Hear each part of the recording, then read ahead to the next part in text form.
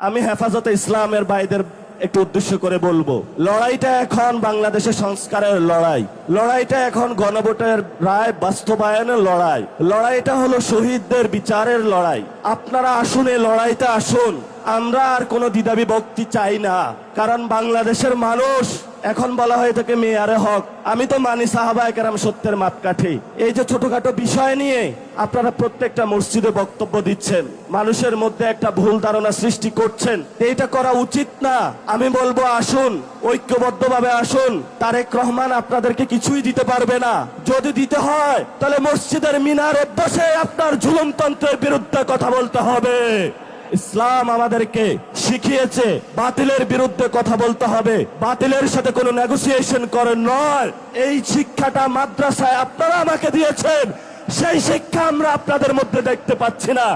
এই জন্য আপনাদের একজন সন্তান হিসাবে আপনাদের কাছে অনুরোধ করব, আমি হয়তো বেশি দূর কমি মাদ্রাসায় পড়াশোনা করতে পারি নাই, আসুন ঐক্যবদ্ধ হই।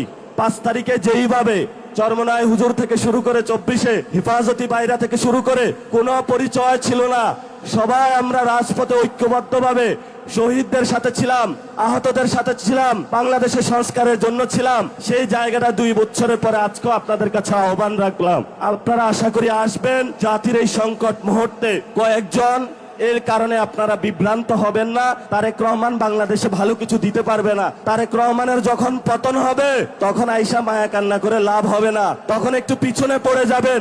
ইতিহাসের সঠিক সিদ্ধান্ত নিতে হবে।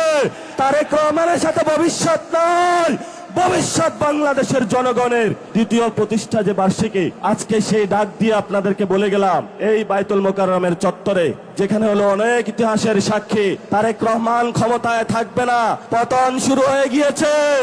এখন তারেক রহমান হলো পিস্তল তাক করবে। আমরাও বলি 1400 লোক গেছে, বুকে গুলি চালান, সমস্যা নাই।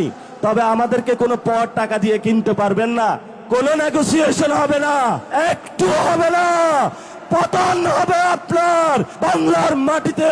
জনগণ আপনাকে পতন করে শেখ হাসিনার মতো উচিত শিক্ষা দিয়ে তবে আমরা বাংলাদেশের যে দ্বিতীয় স্বাধীনতার যুদ্ধ, সেটার ভবিষ্যৎ মাত্রা এগিয়ে নিয়ে যাব।